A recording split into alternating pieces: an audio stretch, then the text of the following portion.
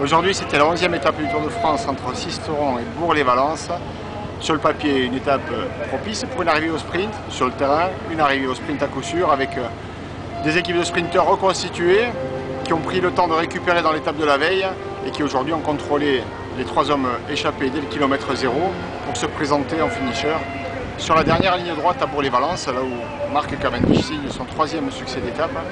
Cavendish que l'on avait vu bien mal démarrer dans ce Tour de France, il a beaucoup douté avant de retrouver le chemin de la victoire une première fois, puis une seconde fois dès le lendemain, et bien cette fois après les Alpes et juste avant les Pyrénées. Il saisit l'opportunité, l'unique opportunité qu'auront ces sprinteurs de se disputer une victoire d'étape. Cavendish 3 donc, Petacchi 2, Ushof 1.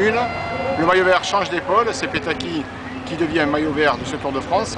Les Français auront bien animé l'étape avec encore une fois des échappés Stéphane Ogier et Anthony Gelin pour accompagner l'Espagnol Benitez.